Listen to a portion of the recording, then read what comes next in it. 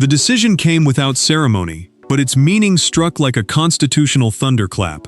Inside a sealed palace meeting, Princess Anne accepted formal control of Diana's private historical archive, and within the same order, Queen Camilla's name was removed from the committee responsible for protecting royal memory. One woman had been entrusted with the past, another had been quietly separated from it, and nobody in the room misunderstood why. Before we go deeper into what this really means for the royal family, make sure to subscribe so you don't miss a single update. Anne remained motionless as the final papers reached her. The Royal Historical Committee, a palace body responsible for deciding how royal records are preserved, studied, and presented, had lost Camilla at once. The new order gave the Princess Royal control over Diana's letters, recordings, clothing, photographs, and private family material. That mattered because whoever guided the archive could shape how future generations understood the late princess, and because missing material could change an entire chapter. Charles lowered his eyes when Diana's name was spoken. The king knew this was not simply an administrative correction. It was an admission that the monarchy had allowed personal history to influence public memory.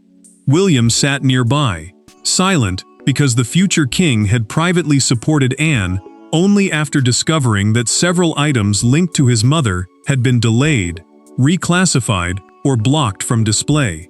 The keeper of the royal archives, the official charged with protecting the monarchy's historic records, read the handwritten amendment aloud. Camilla's removal was permanent. She could not serve on any future panel reviewing material connected to Diana, William, Harry, or the Spencer family. Two legal advisors watched Anne read the wording twice before closing the folder. Anne finally spoke. She said Diana's story would no longer be shaped by anyone carrying a personal conflict with her memory. Her voice stayed controlled, but Charles heard the accusation beneath it. He understood that his sister viewed this responsibility not as a reward, but as a burden the family should never have forced upon her. Anne signed, then pushed the pen away instead of returning it to the silver tray. The gesture silenced the room. William watched her. Charles did too. In that instant, both men realized the decision had crossed beyond policy. It had become a moral boundary. Camilla received the news from an aide outside her private sitting room, not from her husband. She asked whether Charles had signed, and when the answer came, her face hardened. But when the door to Camilla's sitting room finally opened, the question was no longer who controlled Diana's archive. It was who had persuaded the king to take that control away. To the outside world, this appeared to be a battle over committees, archives, and royal protocol. Inside the family, it was far more dangerous. Diana's memory belonged to the nation, but her pain still lived inside the people she had left behind. Anne carried the burden of protecting history. William carried the grief of a son. Camilla carried the knowledge that every locked cabinet contained a version of the past she could never fully escape. Anne understood this was never about storage rooms or committee seats. Diana's archive held notes to William and Harry, audio reflections, charity letters, family photographs, and records from the hardest years of her public life. The Royal Historical Committee, the palace group that decided how sensitive royal material was reviewed and presented, mattered because it could protect a legacy or quietly blunt it. That was why the Princess Royal refused to let discomfort soften the truth. William felt that weight when he found himself alone beside a cabinet. He touched a box holding his mother's childhood albums and fought the fear that protecting her could become a spectacle. He did not want Diana reduced to sorrow. He wanted her treated as a mother and a human being whose voice still belonged to history. That was why Anne ordered that the prince receive immediate notice whenever any item linked to his mother was moved, withheld, restored, or prepared for exhibition. He would never again learn of decisions after they were made. Camilla did not raise her voice when her aide delivered the order. She listened and understood that she had lost both her committee seat and every review privilege attached to it. Her humiliation cut deeper because Anne had been chosen to replace her. The Queen asked one question: did Charles sign it? When the aide said yes, she removed a committee pin from her jacket and placed it face down on the table. In that silence, she understood that the king had chosen institutional survival over her comfort. Charles had reached that choice after a documented private briefing from senior advisors warned him that keeping his wife involved would create a conflict around Diana's memory. The monarch knew sensitive material could reopen wounds and damage trust with William. He also knew it could deepen Harry's distance from the family. Camilla felt that truth closing in on her, and suspicion replaced hurt. She understood this had not started with one signature or one afternoon. Something earlier had cracked the palace bargain, and Anne knew exactly when it happened. And when Anne looked back at that ceremony, she could identify the precise moment the palace's fragile compromise became impossible to defend. Every royal rupture has a moment that seems insignificant until history turns back and recognizes it as the beginning. For this family, that moment came during a private preview at Kensington Palace. A single display case stood empty. A curator gave an explanation that satisfied no one. And when William learned which object had been removed and whose office had objected to it, the silence surrounding Diana's archive finally began to collapse. William entered expecting a tribute, not a warning. The exhibition had been built around Diana's humanitarian legacy, her work with children, homelessness, HIV awareness, and landmine victims. A limited exhibition meant a small, carefully selected public display rather than the release of an entire collection. That mattered because the palace wanted to honor her service without reopening the collapse of her marriage, and because William needed his mother remembered for courage, not only tragedy. Anne had supported that balance from the beginning. The Princess Royal believed the display finally treated Diana as a serious historical figure instead of a symbol trapped between romance and scandal. Then she noticed the empty case. Hours before the doors opened, a handwritten speech card from Diana's 1995 charity address had been removed from the center. Its message was dangerous, only because it spoke of women being silenced when honesty became inconvenient. William turned to the curator and asked who had ordered it gone. The curator hesitated, then cited a documented committee note. Camilla's office had called the wording unhelpfully open to modern interpretation. The prince's confusion hardened into controlled anger. Anne watched him absorb the meaning, and later found him alone, staring at the stand where his mother's words should have been. The empty space changed everything. Anne requested a complete audit, a formal review of past decisions, covering 3 years of Diana-related material. The records revealed delayed releases, unexplained reclassifications, and objections passed through informal channels. Camilla had not signed each one, but her household had repeatedly been consulted, even when the material had no direct link to her. Discomfort had gained the power to influence history. Anne carried the missing card into Charles's study inside a protective sleeve. She placed it before him and said, "This was not removed to protect history. It was removed to protect feelings." The king promised to examine the evidence, but the monarch's silence told her he already understood the danger. Camilla soon learned of the audit through a recorded briefing from her private secretary. She demanded a meeting before William received the findings, and this time, Anne would not accept another quiet compromise again. The request was granted, yet the conversation Camilla intended to control became the confrontation that finally destroyed her position. There were no advisors, no secretaries, and no carefully prepared statements when Anne and Camilla faced one another inside a private Windsor drawing room. Only 2 women, one sealed audit, and the memory of someone who could no longer defend herself. Camilla arrived determined to preserve her dignity. Anne arrived determined to preserve the truth.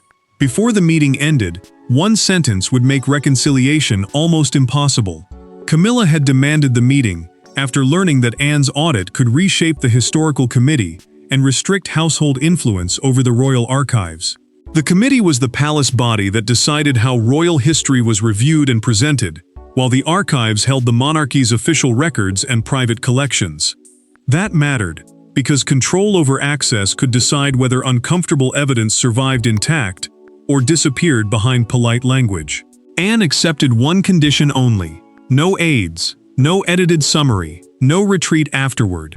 A legal secretary waited outside to record nothing except the start and finish times.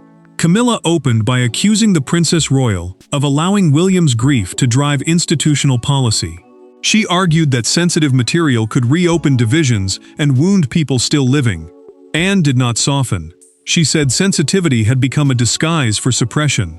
Then she leaned forward and delivered the sentence that broke the room apart. "You married into this family, but you do not own her story."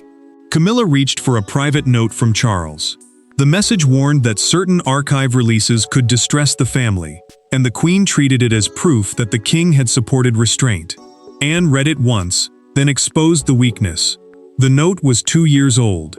It concerned William and Harry's privacy, not Camilla's reputation. She accused her of turning the monarch's caution into permanent authority. Camilla rose so quickly that her chair scraped the floor. Anne remained seated. She opened the audit, turned it around, and pointed to delayed items marked with annotations from the Queen's household. The evidence was no longer abstract. It had names, dates, and a pattern. Camilla's anger cracked into hurt. She asked whether Anne understood what it meant to live beside a memory the public would always prefer. The Princess Royal answered that pain deserved compassion, but it did not grant ownership over truth. Camilla left believing Charles would still defend her. She did not know the king had already seen the same record. Behind her, the closed door did not end the confrontation. It carried every accusation toward the one man who could decide what happened next now. And when Charles saw the full record laid across his desk, loyalty to his wife collided with the responsibility he could no longer postpone. The power to remove Camilla did not belong to Anne alone. It required the authority of the sovereign, the consent of the archive trustees, and the acceptance of the heir. That meant the final burden rested with Charles. He had spent years trying to build a future in which his wife would no longer be judged by the shadow of Diana. Now he faced evidence that the effort to protect Camilla had begun damaging the crown's right to preserve its own history. Charles studied the audit long after the palace corridors had fallen quiet. The sovereign was the reigning monarch with final authority, while archive trustees were the independent guardians responsible for protecting historic material from personal interference. Their warning carried weight because William could withdraw family-owned items from palace custody, splitting Diana's most intimate records between royal and Spencer control. Such a break would expose a collapse of trust at the heart of the monarchy. The king looked from the official papers to a photograph of William and Harry as boys. Every delayed letter, altered label, and blocked display suddenly carried a human cost. Removing his wife could reopen the most painful chapter of their lives. Leaving her in place would say something worse. That loyalty to Camilla mattered more than the truth entrusted to the crown. William had already drafted a withdrawal notice. The prince had not sent it because he wanted to give his father one final chance to create an independent system with Anne at its center. That restraint mattered. He was not trying to punish Charles or humiliate the Queen. He was trying to stop private discomfort from controlling how Diana would be remembered. Charles asked whether appointing Anne would finally settle the matter. William chose his words carefully. "It will not settle the past, it will stop us altering it." The future king held his father's gaze, and the monarch understood that silence now counted as a decision. Anne waited elsewhere, knowing his signature would define everything afterward. Charles reached for the pen. His hand paused above Camilla's name before drawing one careful line through it. He did not strike with anger. He moved slowly, almost tenderly, as though gentleness could reduce the wound. Then he signed Anne's appointment and authorized the new archive structure. The order moved quickly.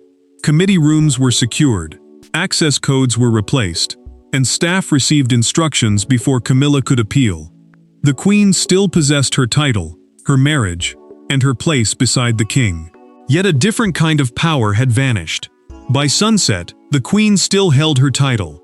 But inside the machinery of royal memory, every door she once entered had begun closing. Royal punishment rarely arrives with raised voices. It comes through altered schedules, missing invitations, revoked passwords, and doors that no longer open. Within hours of Charles's signature, Camilla's committee files were collected, her archive clearance was suspended, and her place at the next historical review vanished from the agenda. The palace called it restructuring. To the woman at the center of it, the message felt brutally clear. Diana's memory had defeated her again. The order moved before anyone could soften it. The keeper of the royal archives, the official responsible for protecting the monarchy's historic records, implemented every restriction at once, so no two households could claim authority over the same material. Camilla's office was told to return restricted inventories and internal correspondence. That mattered because even copied records could influence future decisions, and because control over information had become the heart of the dispute. Camilla approached the committee suite, expecting a scheduled briefing. Her access card failed. A young staff member, struggling to meet her eyes, explained that the meeting had been reassigned. The Queen stood still for a moment, then walked back without speaking. Inside her rooms, anger rose sharply until she saw the committee pin lying face down on the table. The small object made the truth unavoidable. Her removal was not symbolic, it was complete. Anne received temporary custody credentials covering Diana's archive, family photographs, selected charity records, and material intended for future exhibitions. The Princess Royal entered the archive chamber, while technicians recoded the locks. She issued no sweeping orders and removed nothing. She simply asked that Diana's speech card be returned to its original display file. Camilla did not ask Charles to reverse the decision. Instead, she requested a private copy of the audit, a formal review tracing how archive decisions had been made. Her request was denied because it contained confidential testimony from archivists who described pressure from members of her household. Those witnesses were protected from retaliation, and the Queen understood that challenging Anne would now mean challenging recorded evidence. William received a documented photograph of the restored card inside its protective case. He closed his eyes, exhaled, and told Catherine that his mother's words were finally being treated as history rather than danger. Yet the prince felt no triumph. He feared justice had begun to resemble humiliation, and that fear pulled him toward Anne. The victory, therefore, carried a bitter edge. Diana's voice had returned, but Camilla's pain remained, forcing William to question what honor truly required next from him. With the institutional battle won, nephew and aunt were left alone to decide whether justice could protect Diana without becoming an act of revenge against Camilla. After days of locked rooms, legal orders, and family confrontation, the turning point came without officials present. William found Anne in a small sitting room overlooking the Windsor grounds. No aides waited outside. No documents separated them. He thanked her for protecting Diana, then asked the question nobody else had dared to raise. Had they defended his mother's memory, or had they simply created another punishment in her name? William supported Camilla's removal, but he feared the public would see Anne's appointment as revenge against the Queen rather than reform. Archive governance meant the rules deciding who could control, review, and release historic material. That distinction mattered because every future exhibition could either honor Diana's full life or drag the old marriage conflict back into the center of her legacy. The prince admitted something harder. Part of him had felt satisfaction when Camilla lost access, and the feeling shamed him. Diana had taught him that pain could explain anger, but it could never excuse cruelty. He did not want his mother's name used to wound another woman, even one tied so closely to her suffering. Anne listened without interrupting. The Princess Royal said she had not accepted control to humiliate anyone.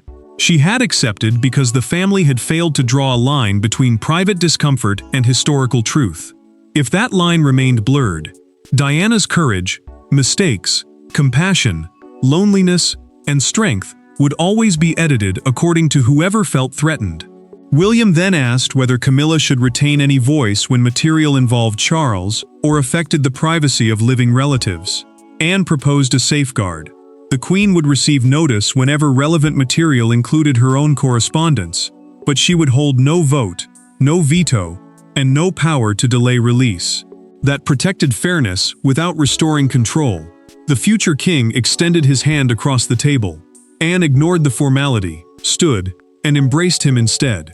For one brief moment, William rested his forehead against her shoulder and allowed grief to replace anger. She promised Diana's archive would become neither a shrine nor a weapon. Their agreement gave Charles a path to present the reform as principled, not punitive. He also understood why public appearance mattered. If the change looked personal, Camilla would become the center of the story again, while Diana's humanitarian work and William's deeper purpose disappeared entirely beneath another wave of anger. Yet the palace could not control what happened next. Once the announcement reached the public, one newspaper image transformed a family boundary into a national reckoning. The family had finally agreed on what the decision meant, but outside the gates, the country was about to decide what it believed the palace had confessed. By morning, the palace's carefully worded announcement had escaped its restrained language. Broadcasters spoke of a historic boundary. Commentators called it the final reckoning with Diana's legacy. Yet one image captured the public imagination more powerfully than any headline. An empty committee chair beneath Camilla's removed nameplate, photographed moments before Anne entered the room. To millions watching, the vacant seat said what the palace statement could not. Charles watched the first television report beside Camilla.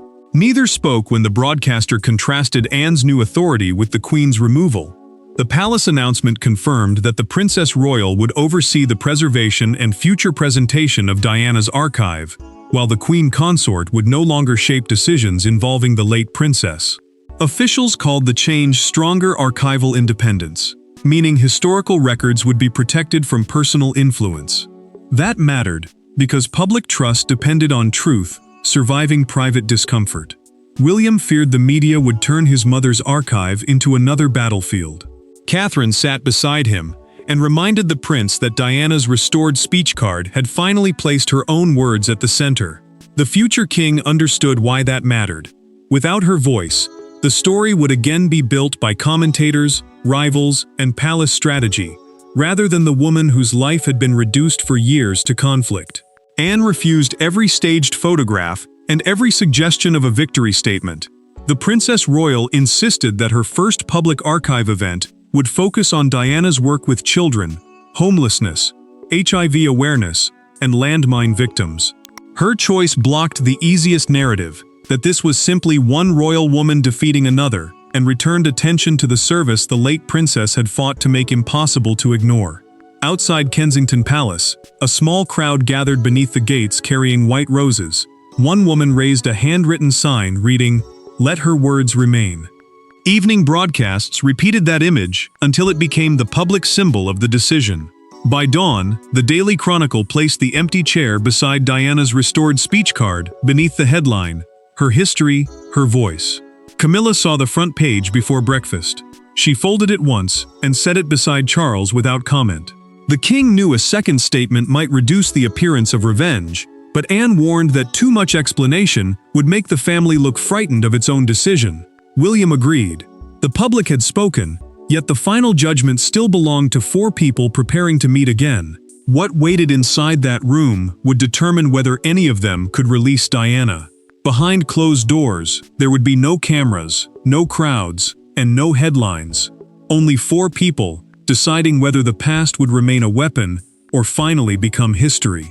The last meeting did not end with an apology, a victory speech, or a dramatic reconciliation. It ended with acceptance. Charles accepted that love for his wife could not justify shielding her from every painful connection to the past. Camilla accepted that her title did not grant authority over Diana's legacy. William accepted that protecting his mother required fairness, not vengeance. And Anne accepted the responsibility of ensuring that none of them could control history alone again. Charles convened the meeting to establish a permanent structure for Diana's archive and prevent private households from shaping future disputes. The final charter was a binding set of rules governing access, preservation, and release. Anne would serve as principal protector, William would hold consultation rights, professional archivists would control preservation standards, and independent trustees would review contested material. That mattered, because no single royal figure could again hide history through personal influence. Camilla entered without her committee pin. The Queen acknowledged that her continued involvement had created a conflict the palace could no longer defend. She did not apologize for wanting to protect her marriage, but she admitted that protection had crossed into interference. William answered carefully. The prince said the decision was not meant to erase her place beside Charles. It existed to ensure Diana's place in history no longer depended on the comfort of those who survived her. Anne placed the charter before them. The Princess Royal explained that no spouse, household, or communications office could suppress material simply because it caused embarrassment or reopened painful debate. She also confirmed that Diana's restored speech card would become the first object displayed under the new system, beside a note admitting why it had once been removed. The palace would no longer hide its mistake. Camilla read the final page, set it down, and looked directly at Anne. "Then guard it properly," she said. The monarch's sister answered, "I will." No affection passed between them, but the resistance ended. Charles opened the door himself. He allowed Camilla to leave first, then remained with William. Father and son stood together, until the king quietly said Diana deserved truth, without another war. The verdict was final. Anne's authority was not a conquest, and Camilla's removal was not revenge. William regained faith in the institution protecting his mother's voice. Charles chose duty over avoidance. The Queen accepted the boundary her position demanded. The family did not rewrite its past. It finally stopped trying to. And with Diana's words restored, Camilla's authority removed, and Anne standing between memory and manipulation, the palace closed one of its deepest wounds, not by forgetting the truth, but by finally allowing it to remain. Thanks for watching. Please don't forget to like and subscribe, and we will see you in next one.